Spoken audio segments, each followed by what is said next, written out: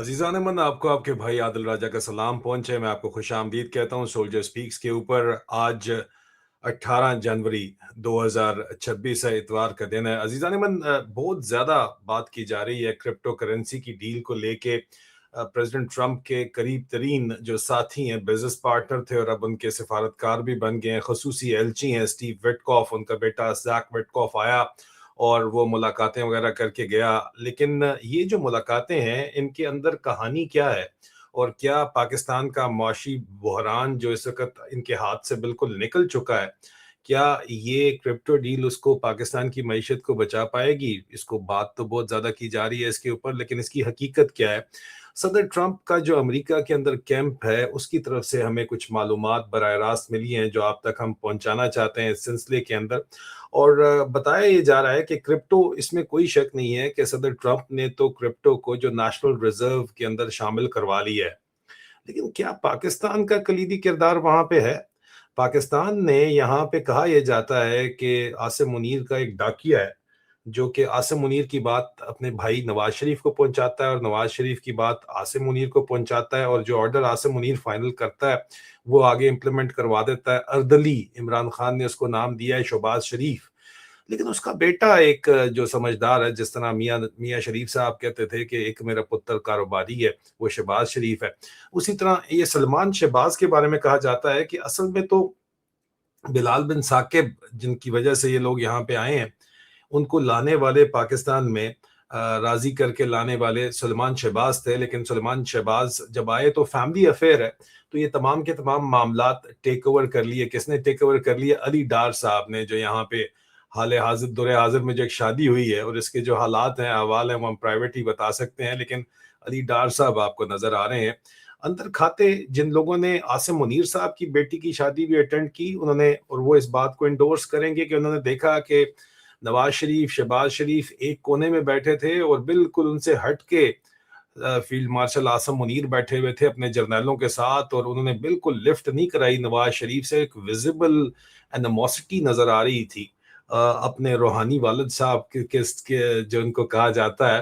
तो एक दराड़ नजर आ रही है। लेकिन ये पुरानी बात है। अब हाल ही में ये जो मीटिंग हुई है, और जिसके बाद उसको एक फोटो सेशन आर्मी चीफ ने अपने साथ भी करवाया, एक नौजवान लड़के का, और इसके बड़ा मिन्नत तरला भी किया हमारी इतलात के मुताबिक। क्यों किया? और इसके वालिद साहब ने जो है वो सदर ट्रंप के कैंप में जाके एक्सप्लेनेशन भी दी कि मैं तो अपने बेटे का जरा करियर पुश कर रहा था, इसलिए उसको मैंने भेज दिया। ये जो लिबर्टी फाइनेंशियल के साथ एसोसिएटेड कंपनी यहाँ पे आई है, ये कोई बिग प्लेयर नहीं है अमेरिका के अंदर। पहली बात तो ये क्लियर कर लीजिए।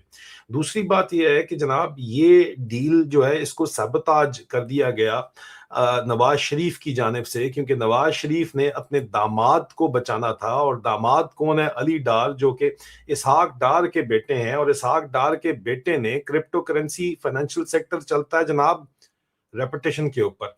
इन्होंने 110 मिलियन यूएस डॉलर के आसपास पैसा जो है, 100 मिलियन प्लस डॉलर का पैसा, न सिर्फ अपना बल्कि मरियम नवाज का पैसा भी इसके अंदर शामिल था, नवाज शरीफ का भी पैसा शामिल था, और पैसा इसके अंदर इसहाक डार, इसके अपने बाप का भी शामिल था।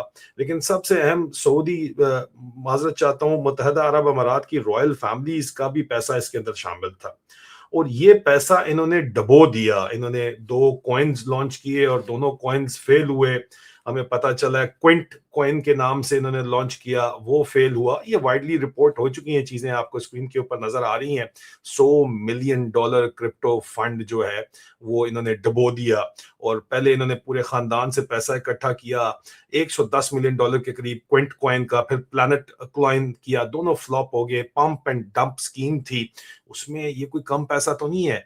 असल में ये फिटे हुए बच्चे हैं, इन्होंने सारी उम्र कोई काम शाम तो किया नहीं है, तो जुगाड़ के ऊपर इनका गुजारा है। सारी उम्र इन्होंने पैसा सिर्फ देखा है कि कमीशंस में लिया और दिया, काम इनको करना इस तरह आता नहीं है। 110 मिलियन डॉलर डुबोने के बाद ये मुत्तहदा अरब अमारात दुबई से भागे, पाकिस्तान आए, पाकिस्तान से ये चले गए जनाब आगे थाईलैंड भी कुछ अरसे रहे। पीछे इनका छोटा भाई मौजूद था वहां पे दुबई में, उसको उठा लिया गया, तो फिर उसको छुड़ाने इसहाक डार साहब पहुंचे हुए थे। लेकिन ये कहानी है क्या? क्योंकि आपको मैं इसलिए इंट्रोडक्शन दे रहा हूँ कि आपको समझना पड़ेगा कि आसिम मुनीर के खात्मे की तरफ ये कहानी जा रही है और इमरान खान की वापसी की तरफ ये कहानी आ रही है। वक्त ज़रूर लगेगा, लेकिन दरमियान में स्टेजेस क्या हैं उसके बारे में मैं आपको बताना चाहता हूँ।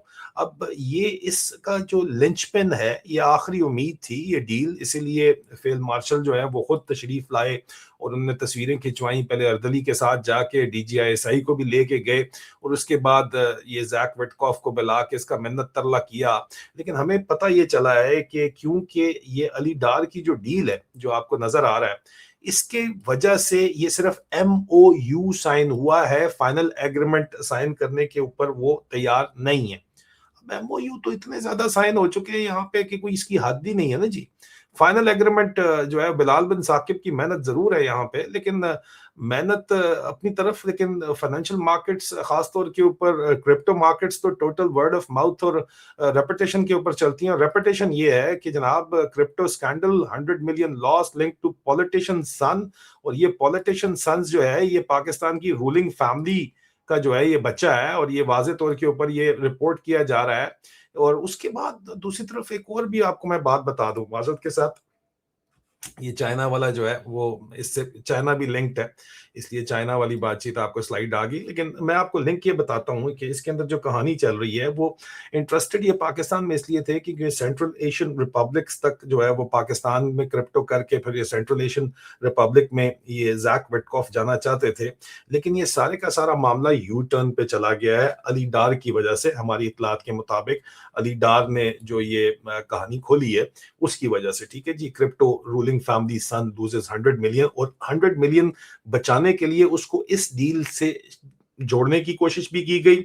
चाइना भी ये लोग गए, चाइना से भी इन्होंने कोशिश की कि जी चाइना में ये रिवर्सल हो सके किसी तरह, इस लॉस को नई क्रिप्टो करेंसी के साथ या स्टेबल कॉइन के साथ जोड़ा जा सके, लेकिन वो रिवर्सल हो नहीं पा रहा। और टोटल इस वक्त ये जो स्टीव विटकॉफ यहाँ पे आए हुए थे क्रिप्टो वाला, ये हमारे जो जराए हैं वो दावा करते हैं कि हॉग वॉश था। हालांकि आसिम मुनीर ने बुला के बताया बिठा के कि यार ये अली डार ने जो कुछ भी अली डार ने किया है, जो कुछ सिर्फ अली डार नहीं है शरीफों ने किया है, मैं ऑन बोर्ड नहीं हूं और इनको मैं सॉर्ट आउट कर लूंगा, इनसे इकोनॉमी नहीं चल रही, तुम हम पे ट्रस्ट करो, मिलिट्री एस्टैब्लिशमेंट पे ट्रस्ट करो। लेकिन मिलिट्री एस्टैब्लिशमेंट तो इस वक्त अमेरिका भी ट्रस्ट नहीं कर रहा है इनके ऊपर, ये मैं आपको बता दूं जो हालात हैं यहाँ पे।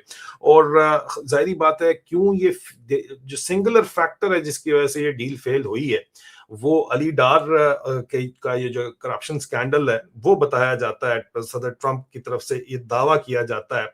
और अली डार खुद तो भाग आया, लेकिन हसनैन डार छोटा बेटा दुबई में उठाया गया था तो बाप ने जाके छुड़वाया था वहां पे। और ये कोई छोटी मोटी रकम नहीं है, 111 मिलियन डॉलर, ये इनके अपने खानदान की रकम डूबी है। तो इन लोगों ने कौन सा कोई मेहनत की कमाई यहाँ पे की हुई है, इन्होंने वो रकम पूरी भी तो अभी करनी है ना। तो जो वो पूरी करनी है वो वारा नहीं खाती फौजी स्टैब्लिशमेंट को कि इकॉनमी पहले बढ़ी हुई है तो मजीद ये वाड़ देंगे और अपने खाते ये सेट करना चाहते हैं। तो इस वजह से ये जो मामला है इसके अंदर दूसरी तरफ सदर ट्रंप के कैंप का कहना है कि एरिक और डॉन जूनियर जो सदर ट्रंप के बेटे हैं उनकी मिनिमम इन्वॉल्वमेंट है इस डील के अंदर, कोई इन्वॉल्वमेंट नहीं है। और स्टीव विटकॉफ कह रहे हैं कि यार ये मेरा जाती जो है, एक मेरे बेटे ने किया है काम और मैं इसको बता रहा हूं कि ये वहां से वापस आए। उसकी सबूत के तौर के ऊपर ये कहते हैं कि रिको डिक के अंदर इन्वेस्टमेंट होनी थी, इसकी क्रिप्टो डील के जरिए वो किल कर दी गई है, स्विच ऑफ कर दी गई है। क्योंकि अली डार का जो स्कैंडल है वो इतना बड़ा स्कैंडल है और उसके ऊपर इतना ज्यादा मामलात जो हैं वो उठ चुके हैं कि फाइनेंशियल, जाहिर बात है, रिलायबिलिटी जो है वो मामला खराब होता है। और यहाँ पे चाइनीज भी इन्वॉल्व हैं, यहाँ पे चाइनीज इन्वॉल्व हैं और यहाँ पे चाइनीज को भी इन्होंने दरमियान में घेरने की कोशिश की है। लेकिन चाइनीज भी समझ गए, चाइनीज अमेरिकन से ज्यादा समझते हैं, उन्होंने भी जो है इनको कहा कि जाओ बाबा काम करो, ये नहीं हो सकता। क्योंकि अली डार के ये जो 100 मिलियन 110 मिलियन डॉलर के जो कर्जे हैं या डेट हैं, उन्होंने उसको टाई करने की कोशिश की। इसहाक डार ने, वालिद ने जाके बीजिंग के साथ एग्रीमेंट में, ये दावा अमेरिका से किया जा रहा है, चाइनीज इस तरह की बातों के ऊपर बोलते कुछ भी नहीं है, ठीक है। लेकिन इसहाक डार जो है वो इन मामलात को आगे नहीं चला सके और इसहाक डार जो है अपने बेटे को नहीं बचा सके। लेकिन बेटे के पैसे में मैंने आपको बताया है कि मरियम के पैसे भी डूबे हुए हैं साथ, और डार की अपनी इन्वेस्टमेंट भी डूबी हुई है साथ, और लोकल इन्वेस्टमेंट यूएई की भी डूबी हुई है साथ। तो ये मामला इस वक्त फाइनेंशियल मार्केट में, मोहम्मद बिन जैद भी इनसे नाराज बैठा हुआ है क्योंकि उसकी अपने फैमिली मेंबर्स की इन्वेस्टमेंट है, और मोहम्मद बिन सलमान भी इस मामले के ऊपर जो है उनको भी ये बताया गया है कि अगर आप इन लोगों के ऊपर एतबार करेंगे इन मामलात में तो आपको सिर्फ और सिर्फ नुकसान ही होगा। और ये वजह बताई जाती है कि आसिम मुनीर अपनी बेटी की शादी के ऊपर भी शदीद जो है वो गुस्से में बैठा हुआ था, नाराज बैठा हुआ था शरीफों से, क्योंकि ये सारे के सारे मामलात जो हैं ये खराब करते चले जा रहे हैं। और सऊदी अरब, मुत्तहदा अरब अमारात, चाइना, यूएसए, सब के सब पाकिस्तान की मौजूदा रजीम के खिलाफ इस वक्त हुए हुए हैं, और तमाम का तमाम घूम फिर के हम भी तुमको पा ही लेते सनम, बात पैसे पे आके रुकती है। तो पैसा जो है वो अली डार का जो केस है या स्कैम है, जो या लॉस है, जो भी आप इसको कहना चाहें, उसकी वजह से ये सिर्फ फोटो ऑप ही रह गया क्रिप्टो वाला सीन। हालांकि बड़ा मनाने की कोशिश की जाके आसिम मुनीर ने भी, लेकिन ये फ्लॉप हो गया सारे का सारा काम, क्योंकि अली डार ने जो काम किया है उसकी वजह से एग्रीमेंट्स नहीं हो रहे, एमओयू हो रहे हैं, और एमओयू से कोई फर्क किसी किस्म का नहीं पड़ता। और इस तरह की मुलाकातों से अगर आपको लगता है कि अमरीकी बच्चे जो हैं वो अच्छे प्रोटोकॉल के साथ जो है वो अपने प्राइवेट जेट में आए, अमेरिकन सोच ही फर्क है। और जनरल कियानी वगैरह जो है वो बड़े हैरान होते थे वाशिंगटन में, ये लोग जब अमेरिकन आते थे या हम लोग अमेरिकन से मीटिंग करने जाते थे तो उनका जनरल, 4 स्टार जनरल्स भी जो उनके बैठे होते थे, वो कहते थे हमारा जनरल क्या नहीं बैठा होता था, या जो है उसके अलावा कोर कमांडर बैठे हुए होते थे। तो जब टी ब्रेक का टाइम आता था या चाय की ब्रेक जिसको आप बोलते हैं, तो अमेरिकन अफगानिस्तान में मीटिंग करने जाया करते थे ट्राइपार्टाइट कमीशन की ना, तो मैं भी लेजन ऑफिसर था वहां पे। तो साइड के ऊपर टेबल लगा होता था, उसके ऊपर खाना शाना उन्होंने रख देते थे, वहां पे चाय शाय उसी पे पड़ी होती थी। जर्नैल भी 4 स्टार उठ के वहां पे जाके अपने लिए चाय कॉफी डालता था, जो उसने बिस्किट मिस्किट जो भी चीज खानी होती थी, केक शेक वहीं से उठाता था, खाता था और चला जाता था। जर्नल हमारे जो है यूं देखें कि हमें सर्व कोई करे आके ट्रे के अंदर। तो ये वो अमेरिकन की सोच ही फर्क है। ये अमेरिकन को जो है वो खापा शापा करा के अमेरिका का झंडा स्टीव वेटकॉफ के साथ लगाया हुआ है। अमेरिका में रोला पड़ा हुआ है कि यार ये स्टीव वेटकॉफ का बेटा जैक जो है ये किस जो है वो खाते के अंदर अमेरिका का झंडा जो है वो वहां पे लगा हुआ है, ये रिप्रेजेंट करने गया था अमेरिका को, रोला पड़ा हुआ है वहां पे। और स्टीव वेटकॉफ इसका बाप जो है वो जाके एक्सप्लेनेशन दे रहा है कि यार वो गया था जाती डील के लिए, ये शोदागिरी करते हैं पाकिस्तानी जनरल्स, ये कोई अमेरिका को रिप्रेजेंट करने थोड़ी गया था। और लिबर्टी फाइनेंशियल वैसे भी मेजर प्लेयर के अंदर नहीं है, ये बात भी जहन के अंदर आप रख लें। और लिबर्टी फाइनेंशियल से इनकी जो फर्म है वो डायरेक्टली लिंक जरूर है, लेकिन वो एक ये सब्सिडरी फर्म है आगे जाके। तो इस वजह से ये पूरे का पूरा मामला ठप हो गया है। अब अगर मामला ठप हो गया तो फिर अगली अगली कहानी क्या है यार? और ठप हुआ किसकी वजह से? शरीफों की वजह से।